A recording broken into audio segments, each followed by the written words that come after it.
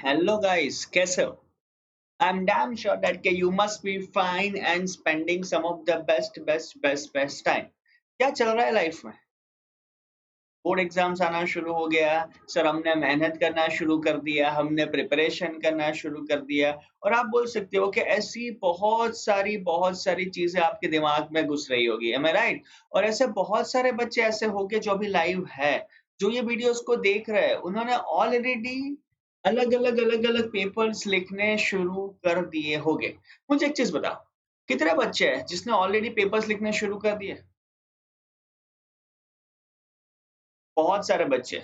Good guys, paper शुरू कर देने ही चाहिए and I can tell you that you will definitely writing the best paper. तो अगर पॉसिबल हो ना गाइस, तो ये वीडियो देखते देखते आपके पास आपका लिखा हुआ कोई एक पेपर हो तो वो पेपर के साथ आइए वीडियो कंपेयर करना और देखना कि वही कैसी कैसी चीजें मुझे यहाँ पे इम्प्रूवमेंट करनी है या वर्क ऑन करनी है। ठीक है, तो आज का सेशन शुरू करते हैं और आप बोल सकते हो कि मैं क्यों ये सब चीज़ आप सबको गाइड कर रहा हूँ। अब सबको डाउट होगा, तो I can tell you that कि मैं खुद जब पेपर लिखता था, तो प्रेजेंटेशन में बहुत ही ज़्यादा मायने रखता था बिकॉज़ मेरा हैंडराइटिंग इतना एक्स्ट्रा ऑर्डिनरी नहीं था। मैं भी कर्सिव राइटिंग से नहीं लिखता था, बट मेरा जो फोकस होता था वो ऐसा होता था कि भाई प्रेजेंटेशन सबसे अच्छा हो और सबसे इम्प्रेसिव हो। मेरे भी जब मैं मैथ्स में था 10th में I score 100 out of 100 in mathematics और साइंस में भी मेरा स्कोर 99 आउट ऑफ 100 मार्क्स था। मेरा सोशल स्टडी का स्कोर था 95 और इंग्लिश का स्कोर भी था 95 था मेरा 10th का रिजल्ट। उसके बाद I have taken 11th 12th science and then I have done my mechanical engineering and MBA. फिर मैं 15 साल से एजुकेशन फील्ड में हूँ और एज एन ऑथर मैंने 16 बुक्स लिखी है, जिसमें से 4 बुक्स है वैदिक मैथमेटिक्स की, 2 बुक्स आईआईटी मैथमेटिक्स की और 10 बुक्स रीजनिंग की है।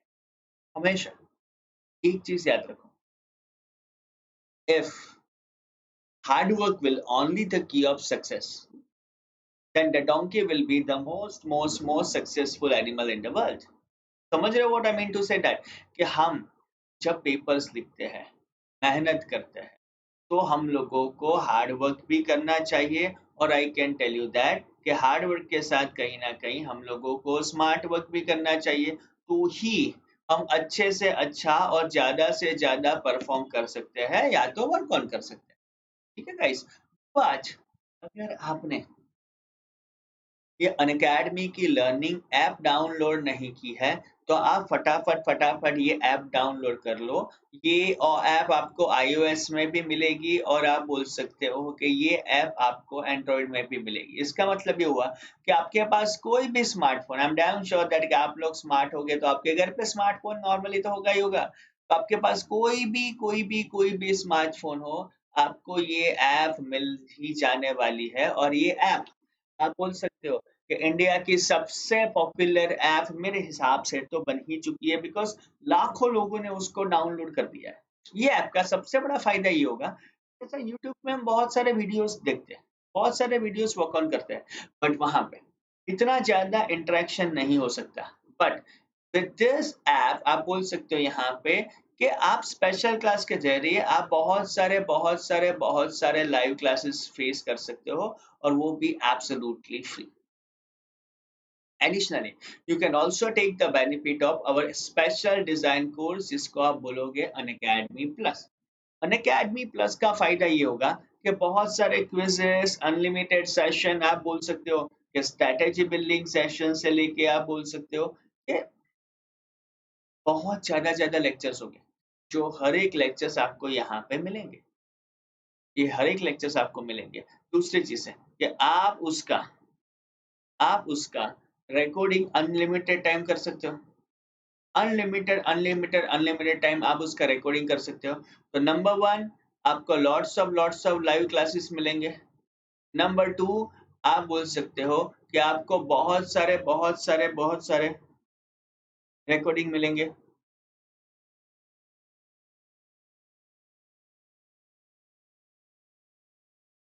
तो ये सब बेनिफिट आपको कहीं ना कहीं मिलने वाला है विद दिस पर्टिकुलर स्टफ। ठीक है, तो number one, live classes. Number 2, बहुत सारे आपको रिकॉर्डिंग मिलेंगे। Number 3, you will be getting a lots of strategy kind of videos as well as fun kind of activities से लेके सब कुछ। So I always wish that, I always insist that कि फटाफट फटाफट फटाफट आप ये सब क्लासेस में मेरे साथ आ जाओ, जहाँ पे आपको बहुत बहुत बहुत बहुत बहुत कुछ सीखने को मिलेगा। और वो कौन करना पड़ेगा? ठीक है।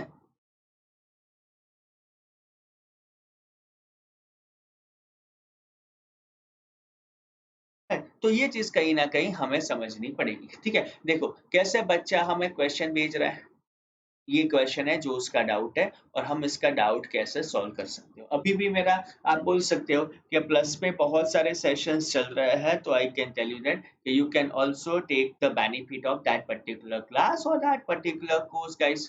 ठीक है। और when it comes to the subscription cost आप बोल सकते हो कि अगर आप 6 महीने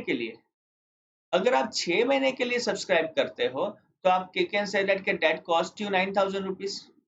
अगर आप 12 महीने के लिए सब्सक्राइब करते हो, तो दैट कॉस्ट यू 13,500 रुपए।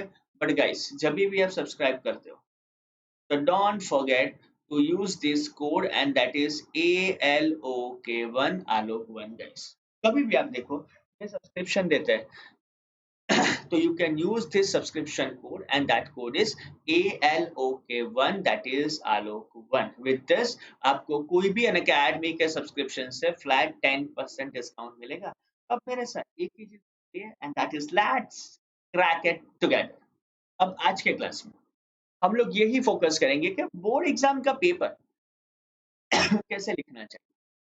कुछ बच्चे बोलेंगे कि सर ये बोर्ड एग्जाम में तो हमने क्वेश्चंस लिख दिए, आंसर्स लिख दिए, फटाफट फटाफट फटाफट फटाफट, तो हमें मार्क्स मिल गए, हमें शेड्यूलिंग मिल गया और सब कुछ। बट आज मैं आपको वही गाइड करने वाला हूँ कि when it comes to the board paper और बोर्ड एग्जाम्स के पेपर हम कैसे लिखे, और what are the factors we need to keep in our mind when we people are writing board papers. Board में स्कोर करना आसान है, seriously guys.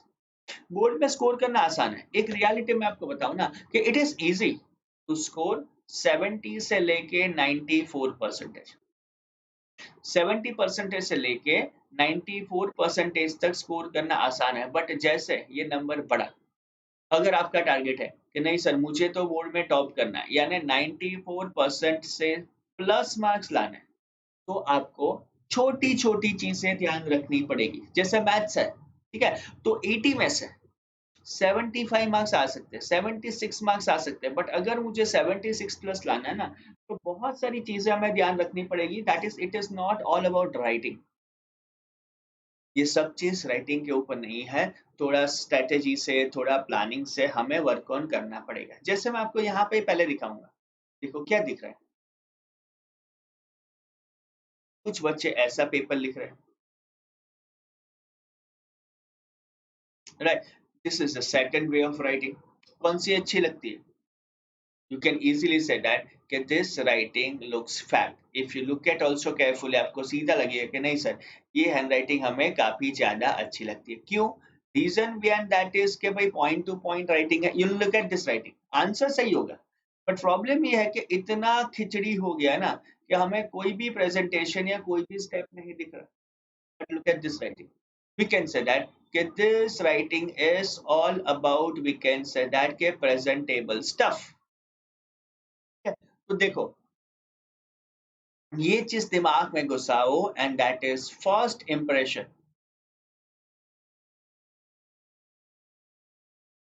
Is always a last impression. सबको ये तो पता ही होगा, first impression is always last impression. इसका मतलब ये हुआ कि जब कोई पेपर सेटर पहली बार आपका पेपर ओपन करता है, पहली बार, फिर मैं हूं या कोई भी पेपर सेटर, तो एक इंप्रेशन तो उसके दिमाग में बैठ ही जाती है, एक इम्प्रेशन तो उनके दिमाग में बैठी जाती है, जिससे कहीं ना कहीं उन लोगों को समझ में आ जाता है कि नहीं यार ये बंदा कैसा होगा। राइट, यानी एक साइकोलॉजिकल एडवांटेज हमारा बन रहा है। और सीधा यही चीज हम लोगों को समझनी पड़ेगी जब हम इसको शॉर्ट आउट करना चाहते हैं, या जब हम इसको सॉल्व करना चाहते हैं। दूसरी चीज कि या तो ये हैंड राइटिंग कर, देखो this is not a cursive hand writing, ये एक नॉर्मल हैंड राइटिंग है। But again it looks clean, again this handwriting looks clean. तो याद रखो गाइस, आपको यही चीज याद रखनी है और यही चीज दिमाग में घुसाना है, एंड दैट इज कि हमारा जो हैंडराइटिंग पार्ट है, वो हैंडराइटिंग पार्ट सबसे सबसे सबसे सबसे सबसे सबसे अच्छा होना चाहिए, ठीक है। देखो, एक लाइन जो है उसमें आप कितने वर्ड्स लिखते हो? 1 2 3 4 5 6 7 8, मैं सीधा बोल सकता हूँ 6 टू 7 वर्ड्स पर लाइन। ये हमेशा हमें मैक्सिमम लिमिट लगा देनी है। देखो, बोर्ड में आंसर शीट तो आपको देनी नहीं है, बोर्ड की आंसर शीट तो बोर्ड वाला दे रहा है, समझ रहे हो? तो आपको उसका तो टेंशन लेने की कोई जरूरत नहीं है कि भाई आंसर शीट खत्म हो जाएगी, ये हो जाएगा, वो हो जाएगा। अच्छी तरह से लिखो, अच्छी तरह से लिखो, समझ लो, जितना भी हो सके इतना प्रॉपर लिखो। देखो, कोई भी टॉपिक था, कैसे इस क्वेश्चन ने इसका इंट्रोडक्शन लिखा है, पहला पॉइंट, दूसरा पॉइंट, तीसरा पॉइंट, चौथा पॉइंट, कैसे इसने कंक्लूड किया है। सी, he has underlined the word political parties, again आप बोल सकते हो रीजनेबल डिमांड्स। तो सिचुएशन ये होगी ना कि यार, जो पेपर चेकर होगा ना, वो ये देख के समझ जाएगा कि नहीं यार, ये मेन मेन पॉइंट्स है, और उसने करीबन हर एक मेन मेन पॉइंट कवर कर दिए, यानी ये बच्चा एकदम सही डायरेक्शन में या एकदम राइट डायरेक्शन में जा रहा है। तो ये चीज कहीं ना कहीं हमें याद रखनी पड़ेगी जब ये सिचुएशन आती है तब। किसी को डाउट है इसमें?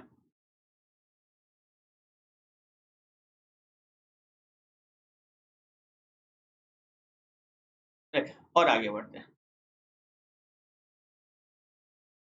और आगे बढ़ते हैं। जब भी ऐसे सम्स आते हैं, ऐसे चीज आते हैं, तो पहली चीज, बहुत बार, बहुत बार ये प्रॉब्लम हमें हो जाता है, आप जब छोटे से तब से, कि सर यार क्वेश्चन गलत पड़ा। ऐसा होता है कि नहीं होता है? Specially when it comes to your objective sectors. Maths में कभी कभी क्या होता है कि सेंटीमीटर की जगह पे मीटर हम लोग लिख देते हैं। कभी कभार आपको नंबर दिया जाता है 10.4, और 10.4 की जगह पे आपने इसको पढ़ लिया 104। ऐसे छोटे छोटे जो मिस्टेक्स है ना, वो छोटे छोटे मिस्टेक आप हमेशा आपके दिमाग में फेस करते हो। तो याद रखो, पहली चीज, 2 बार क्वेश्चंस को पढ़ो, 2 बार क्वेश्चंस को पढ़ो, स्पेशली फिर वो कोई भी सब्जेक्ट हो। 2 या 3 बार आप एक बार क्वेश्चन को पढ़ो। क्वेश्चन पढ़ने के बाद 30 सेकंड, 30 सेकंड दिमाग में एक चीज घुसाओ कि यार पॉइंट को कैसे वर्क ऑन करना है, कि दिमाग में ये चीज दिमाग में वर्क ऑन करो कि कैसे इसको मैनेज करना है। इसका मतलब ये हुआ, इसका मतलब ये हुआ कि हर एक चीज आपके दिमाग में हो जानी चाहिए कि भाई ये क्वेश्चन है, तो ये इंपॉर्टेंट पॉइंट्स है, और इस हिसाब से मुझे इसके इंपॉर्टेंट पॉइंट्स को वर्क ऑन करना है, या तो आप बोल सकते हो कि इसके इंपॉर्टेंट पॉइंट्स को आपको कवर करना है। तो ये मेंटेलिटी आपको सबसे पहले ध्यान रखनी पड़ेगी। तो ये पहला पॉइंट याद रखो, ठीक है। जैसे अगर कोई मैथ्स का क्वेश्चन है, तो मैं यहाँ पे सबसे पहले गिवन लिखूंगा, फिर टू प्रूव लिखूंगा, कंस्ट्रक्शन लिखूंगा, ये जो स्टेप बाय स्टेप से वो अरेंजमेंट आपको करनी पड़ेगी। अब हमें ये भी डिसाइड करना पड़ेगा कि कितने मार्क्स का ये कॉन्सेप्ट आएगा। कि कभी कभार क्या होता है कि मैंने बहुत सारे बच्चों की सिचुएशन देखी, सर मेरा पेपर छूट गया। बहुत सारे बच्चे मुझे ऐसा पूछते हैं कि सर मेरा पेपर छूट गया है, अब कैसे उसको शॉर्ट आउट करें। तो यहाँ पे लोगों की सिचुएशन ये आती है कि 1 मार्क के क्वेश्चन में वो लोग 10-10, 12-12, 15-15 पॉइंट्स लिख लेते हैं, और जब 4 मार्क्स का क्वेश्चन आते हैं ना, जो हमेशा लास्ट में होता है, तो वो 4 मार्क्स के क्वेश्चन में वो लोग सिर्फ 2 या 3 पॉइंट्स लिखते हैं।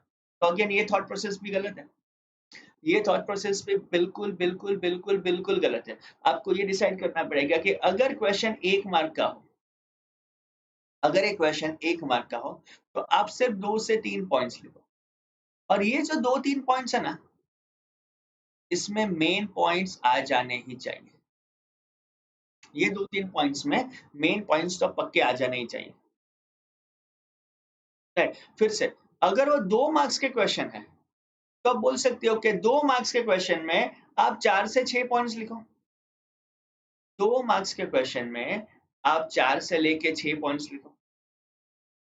3 मार्क के क्वेश्चन में फिर से आप बोल सकते हो 6 से 9 पॉइंट्स लिखो। 3 मार्क के क्वेश्चन में आप बोल सकते हो कि you people are writing 6 to 9 points,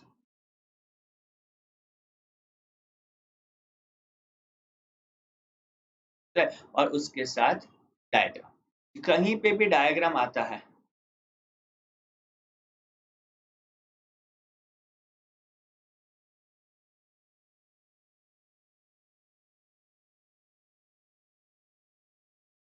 तो याद रखो, समझना पड़ेगा।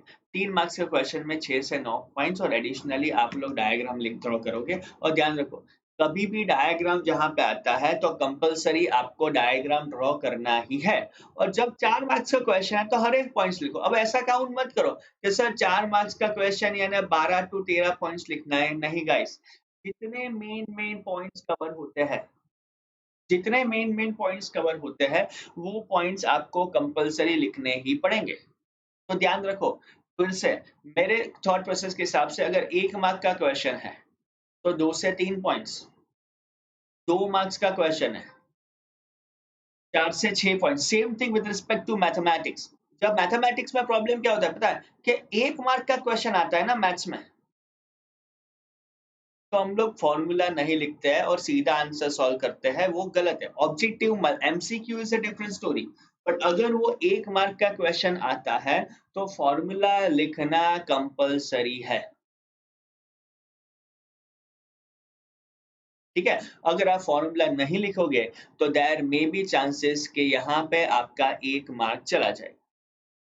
अगर आप, फिर से मैं रिपीट करता हूँ गाइस, अगर आप फॉर्मूला नहीं लिखोगे तो आप सीधा बोल सकते हो कि यहाँ पे आपका 1 मार्क चला जाएगा, चांसेस 100% है। जैसे मैं आपको एक नॉर्मल एग्जांपल देता हूँ, कोई आपको ऐसा पूछता है कि भाई find distance between A35 and origin. अब ये क्वेश्चन आपको 1 मार्क में पूछा गया है कि पॉइंट A35 और ओरिजिन के बीच का डिस्टेंस आपको फाइंड करना है। ठीक है, तो आप सीधा बोलोगे ओरिजिन इज इक्वल टू 0 0 0, और ये पॉइंट आ जाएगा आपका A35। अब मुझे डिस्टेंस फाइंड करना है, OA इज इक्वल टू, तो यहाँ पे ये स्टेप लिखना कंपलसरी है, that is √x2 - x1 whole square plus y2 - y1 whole square. फिर से इसको लिखोगे x2 - x1 3 - 0 whole square plus y2 - y1 माने 5 - 0 होल स्क्वायर। फिर से इसको कर लो √3 स्क्वायर प्लस 5 स्क्वायर, 9 + 25, और ये हो जाएगा आपका √34 यूनिट्स के हिस्सों में। अब बच्चों की गलती ये हो जाती है कि वो लोग डायरेक्टली ये स्टेप लिखते हैं। अगर आपने ये स्टेप नहीं लिखा तो आधा मार्क्स आपका कट हो जाएगा। याद रखो गाइस, अगर आपने ये फॉर्मूला नहीं लिखा तो आधा मार्क्स आपका कट हो जाएगा। ऐसा नहीं है कट होने के चांसेस है, पक्का कट हो ही जाएगा, because we have not specified formula. हमने फॉर्मूला को नहीं लिखा है, हमने फॉर्मूला को स्पेसिफाई नहीं किया है, तो कंपलसरी आपको ऐसा वर्क ऑन करना पड़ेगा। समझ रहे हो व्हाट आई मीन टू से? तो ध्यान रखो, ये चीज हमें करनी पड़ेगी। ठीक है, और आगे बढ़ते हैं। क्वेश्चन आंसर्स को कैसे फ्रेम करें, ये चीज बहुत ही जरूरी है, स्पेशली जब आपको लंबे क्वेश्चन पूछे जाते हैं। 3 या 4 मार्कर के जो क्वेश्चन पूछे जाते हैं, इसके लिए ये सब चीजें हमें फ्रेम करना बहुत ही जरूरी है। जो सबसे पहले हमें शुरू करना पड़ेगा इंट्रोडक्शन पार्ट। फिर वो कोई भी वॉर के बारे में पूछा हो, या तो कोई भी आप बोल सकते हो कि ऐसे के बारे में पूछा हो, या तो कोई भी पर्सनालिटी के बारे में पूछा हो, या तो कोई भी फेस्टिवल के बारे में पूछा हो। सबसे पहली चीज, नॉर्मल ऐसा बोला जाता है कि 3 पैरा बनाओ। पहला पैरा इंट्रोडक्शन का, जो यहाँ पे लिखा हुआ है, 2 लाइन का इंट्रोडक्शन बनाओ। के बाद आप आते हो बॉडी पे, यानी जितने पॉइंट्स है इतने पॉइंट्स लिखने हैं। उसके बाद आप आओगे कंक्लूजन में, और सीधा आप उसको कंक्लूड। ऐसा मत करो कि भाई पॉइंट वाइज कथा करना शुरू कर दिया। देखो गाइस, अब ऐसा जरूरी नहीं है कि ये ही करना है, but I can tell you that okay, as I score seriously good marks in mathematics, I wish that okay, let me share my experience with you guys. ठीक है, मेरा यही इंटेंशन है कि अगर मैं मेरा एक्सपीरियंस आपके साथ शेयर करूंगा तो बेनिफिट ये होगा कि आप और ज्यादा अच्छा वर्क ऑन करोगे and definitely we can say that कि आप भी मेरे से भी अच्छे मार्क्स लाओगे, because you deserve that guys. आप इतना अच्छा रिजल्ट डिजर्व करते हो क्योंकि अभी से आप इतनी अच्छी मेहनत करना शुरू कर देते हो। नेक्स्ट थिंग, सपोज मैथमेटिक्स है, अब मैथ्स में कोई पूछता है prove that root three is an irrational number. Question दिया गया है prove that root three is an irrational number, तो याद रखो गाइस, ये जो प्रूव दैट वाला सेंटेंस है ना, ये हमें फिर से आंसर में लिखना है, राइट। सबसे पहले यहाँ पे आप लिखोगे गिवन, उसके बाद टू प्रूव, डायग्राम पॉसिबल हो तो डायग्राम के लिए ऐसा एक आउटसाइड बॉक्स बनाओ, राइट। और डायग्राम कंपलसरी पेंसिल से ही ड्रॉ करो, इट इज कंपलसरी कि draw the diagram with the help of pencil itself, और फिर यहाँ पे प्रूफ बनाओ, राइट। मैं आपको एक एग्जांपल देता हूँ फिर से, that makes your work much more easier. आपको कोई क्वेश्चन ऐसा पूछा जाता है, कोई क्वेश्चन आपको पूछा जाता है that is to circles of radius 6 centimeter and 8 centimeter, to circles of radius 6 centimeter और 8 centimeter है, राइट। आप बोल सकते हो are join together, right. We need to find out circumference of new circle, ठीक है। देखो क्वेश्चन में ऐसा बोला जाता है एक सर्कल है जिसकी रेडियस है r1, दूसरा एक सर्कल है जिसकी रेडियस आपने लिख ली r2, ठीक है। अब r1 प्लस r2 को ऐड करके आपने और एक नया सर्कल बना दिया और इसकी रेडियस आपने ले ली r, ये डायग्राम के फॉर्मेट में ड्रॉ करो, ठीक है। अब यहाँ पे लिखो given r1 is equal to first circle that is 6 centimeter, r2 is equal to second circle that is 8 centimeter, and r is equal to overall circle जो आपको फाइंड करना है कितना है,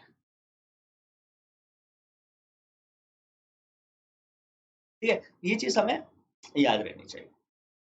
अब ओवरऑल जब मुझे फाइंड करना है तो आप बोल सकते हो यहाँ पे ये वर्ड बहुत मैटर करता है, from the data circumference of first circle plus circumference of second circle is equal to circumference of final circle.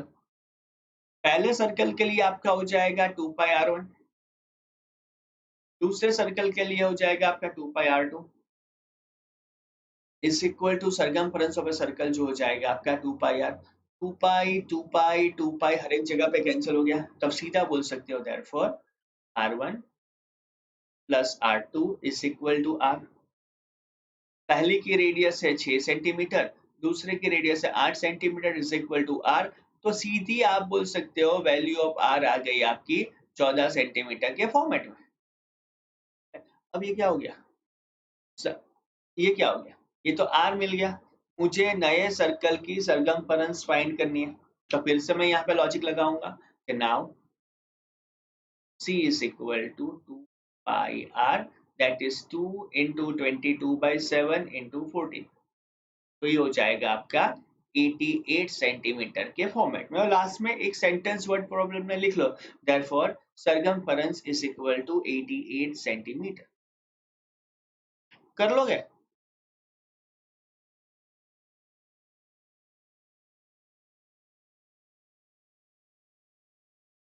मैं श्योर हूँ कि आप लोग ये सब चीजों के ऊपर पक्का यानी पक्का वाला ध्यान रखोगे ही रखोगे। आगे बढ़ते हैं। छोटा सा फैक्ट है, देखो ये मेरा ही हैंडराइटिंग है गाइस, कैसे आप उसको आंसर के फॉर्मेट में लिख सकते हो। कि देखो यहाँ पे थ्योरम का हेडिंग लगाया, राइट, ये गिवन हो गया, राइट, ये टू प्रूव हो गया, ये डायग्राम है। अगर कंस्ट्रक्शन पार्ट आता है तो आप यहाँ पे कंस्ट्रक्शन लिख लोगे और लास्ट वर्ड आ गया आपका प्रूफ। तो सीधा यहाँ पे बोल सकते हो कि given, to prove, diagram, construction, proof, ये 5 चीजें हमें नोट डाउन करनी जरूरी है।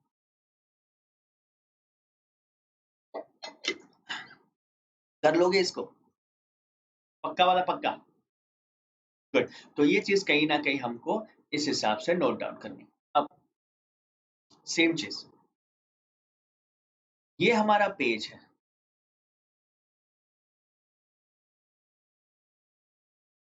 राइट। ऐसा बोर्ड के एग्जाम में भी आपको आंसर शीट दी जाए, यहाँ पे पहला सम खत्म हो गया, एक लाइन ड्रॉ करिए, दूसरा सम खत्म हो गया, एक लाइन ड्रॉ करिए।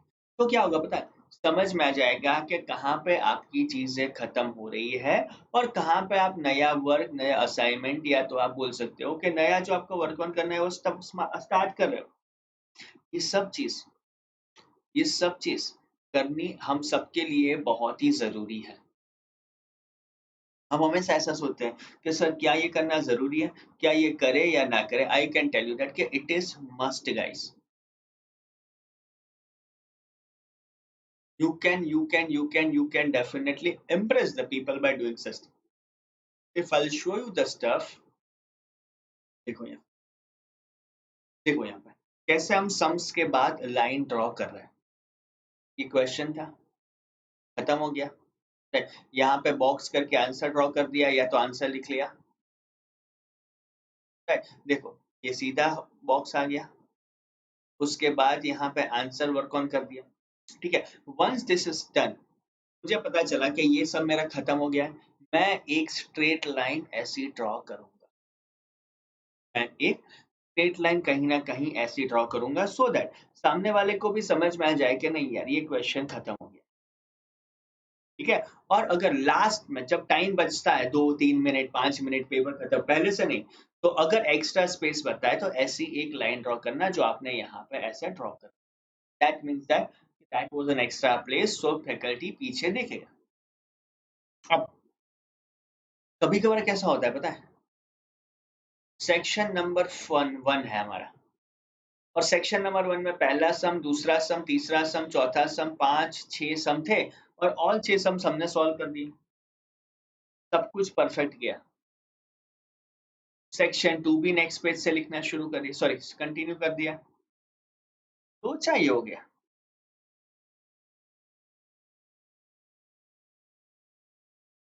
लोचा ये हो गया कि सेक्शन 2 लिखने के बाद और लास्ट में जब मैं पेपर चेक कर रहा था तब मुझे समझ में आ गया यार एक गलती हो गई है, यानी ये सम नंबर 3 मैंने गलत कर दिया है और मेरे पास अभी स्पेस ही नहीं है। मैं ऐसा तो नहीं लिख सकता कि please check last page for question number 3, obviously we can not do so. Always make an habit guys, always make an habit guys कि जब भी नया सेक्शन आता है, जब भी नया सेक्शन आता है तो नया सेक्शन कंपलसरी नए पेज से ही शुरू होना चाहिए। नया सेक्शन कंपलसरी नए पेज से ही शुरू होना चाहिए, ये चीज मस्ट है, ये चीज कंपलसरी है। So always start a new section with a new page, इतना आप कहीं ना कहीं बोल सकते हैं। क्लियर है गाइस? वैसा सेम लॉजिक कि सबसे बड़ा फायदा यहाँ पे ये होगा,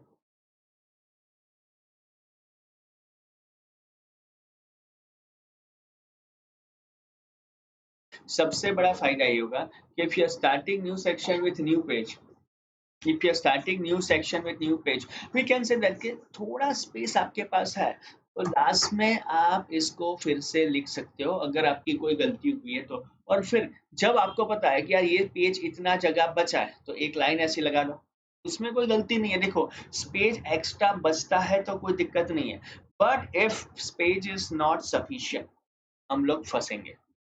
राइट, हम लोग हमेशा फंसेंगे। तो always make an habit that कि when you people are doing this, always start a new section with a new page.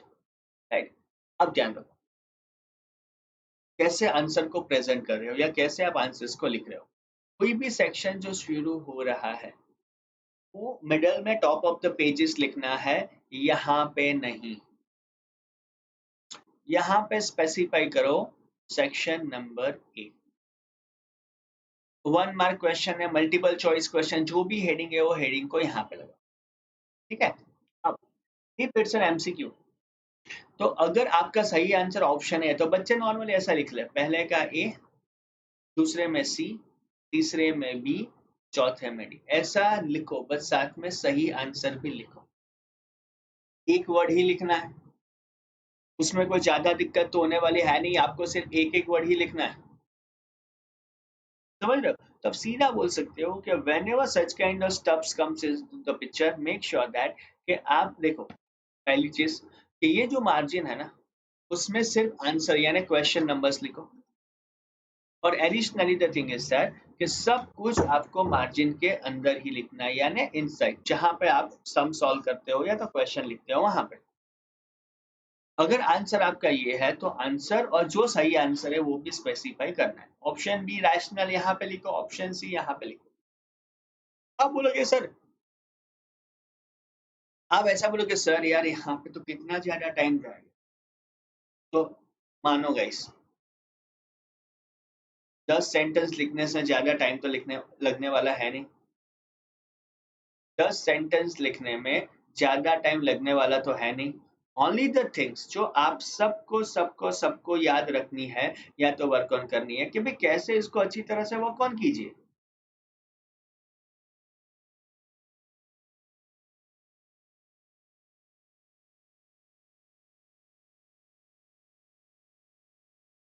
किसी को डाउट है इसमें? किसी को डाउट है इसमें? Obviously no. इतनी चीज आप सबको ध्यान कंपलसरी कंपलसरी रखनी है। एडिशनली अब देखो, ये मार्जिन है। ऐसा बोला जाता है बेटा कि मार्जिन है ना, वो हमेशा फैकल्टी के मार्क्स लिखने के लिए ही होता है। मार्जिन हमेशा फैकल्टी के मार्क्स लिखने के लिए ही होता है, वहां पे आपको कुछ नहीं करना है। You are not suppose to write anything in the margin.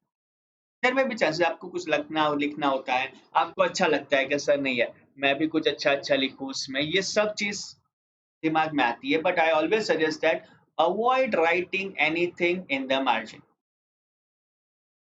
ठीक है? क्यों? रीजन बिहाइंड दैट इज कि देखो यार, मैं आपको एक नॉर्मल हिस्सा बताऊं, मैं ही फैकल्टी हूँ, सपोज मैं फैकल्टी हूँ, ठीक है?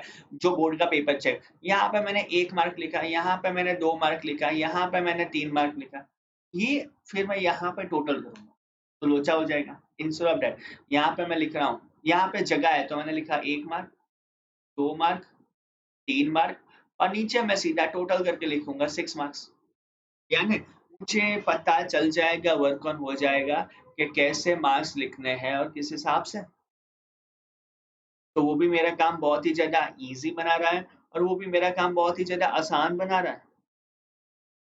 ठीक है? तो आप आराम से बोल सकते हो कि इस हिसाब से ही कंपल्सरी आपको मार्जिन लिखना है या तो इसको वर्क ऑन करना है, तो जो फिर से आपका काम आसान बनाएगा, ईज़ी बनाएगा।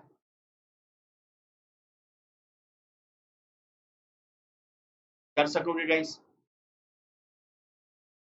इतना कर सकोगे गाइस? मैं तो श्योर हूँ कि आप लोग इसको करोगे ही करोगे, and definitely you will strictly implement this. अब देखो, जब सम सॉल्व करते हो खत्म हो जाता है, आंसर को ऐसे लिखो, यहाँ पे एरो लगाओ और यहाँ पे लिखो आंसर।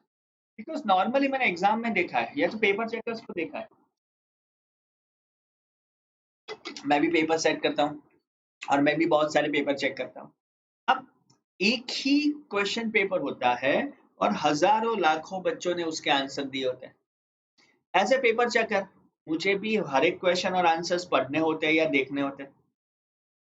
तो मेरे दिमाग में हर एक क्वेश्चन का आंसर तो आ ही जाता है। मेरे दिमाग में हर एक क्वेश्चन का आंसर तो आ ही जाता है। यार इसका आंसर तो यही होने वाला है, इसका आंसर यही होने वाला है, ये सम को ऐसा ही सॉल्व करने वाले। वो सब चीजें ना ऑलमोस्ट फिक्स हो जाती है। ऑलमोस्ट ऑलमोस्ट ऑलमोस्ट ये सब चीजें फिक्स हो जाती है। और इसीलिए मैं आप सबको भी ये एडवाइस देता हूँ कि इतना करोगे ना, तो इन बिटवीन कहीं पे भी अपड़म चपलम हुआ होगा, यानी कहीं पे भी आपने कोई छोटी सी गलती कर दी होगी, मिस्टेक कर ली होगी, तो वो मिस्टेक को आप आराम से यानी आराम से वाइप आउट कर दोगे।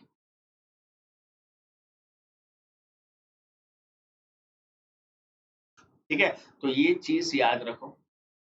आप इस हिसाब से इसको वाइप आउट कर सकते हो या तो निकाल सकते हो।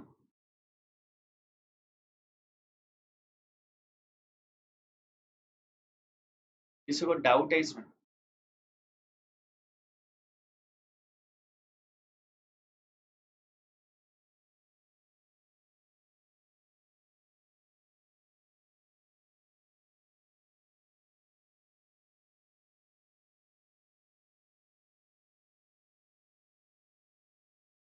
चलो और आगे नेक्स्ट चीज के ऊपर जाते हैं, and that is rough work. यार ये सब चीज बहुत ही जरूरी है।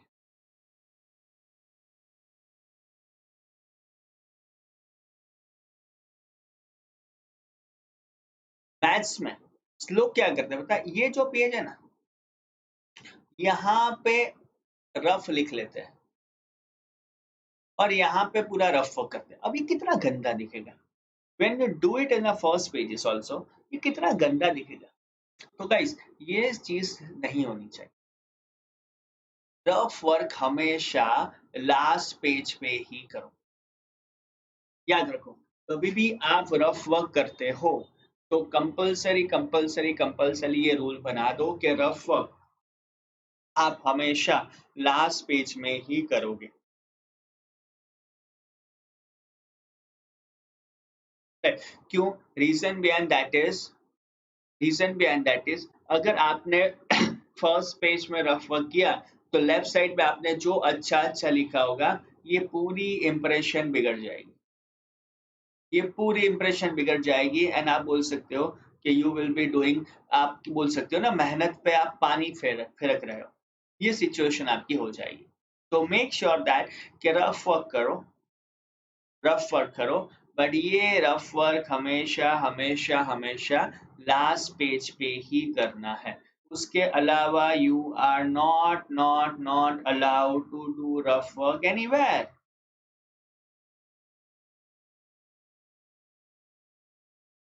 चलो आगे जाते हैं। डायग्राम कंपलसरी आपको पेंसिल से ड्रॉ करना है। अब ये चीज बहुत जरूरी है। आपको पता है, आप आपकी कोई भी क्लास नोट चेक करना, कोई भी क्लास नोट जब आपने बुक नहीं ली होगी ना, तो पहले पेज में आपके हैंडराइटिंग बहुत मस्त हो, दूसरे पेज में हैंडराइटिंग ओके हो गए, तीसरे हैंड में पेज में हैंडराइटिंग अच्छे हो गए, और जैसे जैसे जैसे जैसे 15 20 25 पेज खत्म हो गया ना, फिर हैंडराइटिंग नॉर्मल आ जाएंगे, या ना देखा जाएगा। एम आई राइट गाइस? तो ये अवॉइड करो। स्पेशली जब आप बोर्ड पेपर लिखते हो ना, तो फर्स्ट से लास्ट तक आपके हैंडराइटिंग सेम होने चाहिए। आप बिलीव नहीं करोगे, पता है हम लोग क्या करते थे, मैं क्या करता था, बोर्ड एग्जाम के 20 दिन के बाद, 20 दिन पहले पेन्स, नई पेन परचेज कर लेता था, बिकॉज आप सब भी परचेज करोगे। फिर वो पेन को मैं कम से कम बोल सकते हो कि थोड़ी छोटी सी रिफिल खाली कर देता था, यानी थोड़ा घिस लेता था, और उसके बाद वो रिफिल को मैं, वो पेन को मैं सेव कर लेता था। क्यों सेव करता था? बिकॉज लास्ट मोमेंट पे बोर्ड के टाइम में I can directly use that pen. क्यों? Because I use to believe that कि पूरा पेपर सेम पेन से ही लिखे, पूरा पेपर हम लोग सेम पेन से लिखे। नॉर्मली 0.5 mm की जो लीड आती है ना, उससे पेपर मत लिखो। 0.5 mm की जो लीड आती है, उससे पेपर लिखना अवॉइड करो। रीजन बिहाइंड दैट इज, देखो पेन बहुत अच्छी है, पेन बहुत अच्छी है, only the problem is that कि अगर मैं उससे लिखता हूँ ना, तो मेरा प्रेजेंटेशन बिगड़ जाएगा। रीजन बिहाइंड दैट इज एकदम लाइट दिखेगा। So that is the reason I insist that कि जो अगर आपको लिखना है ना, अगर आपको लिखना है ना, तो 0.7 ink is proper and perfect, उससे लिखो। गाइस आप कर सकते हो ऐसा। और आगे बढ़ते हैं।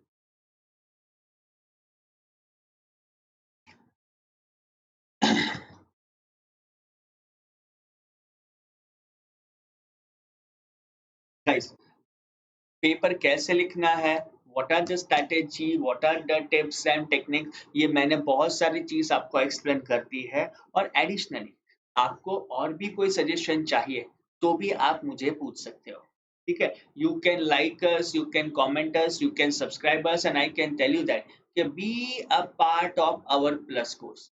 आप हमारे प्लस कोर्स में ज्वाइन हो जाइए with my subscription code, and that is ALOK Alok one.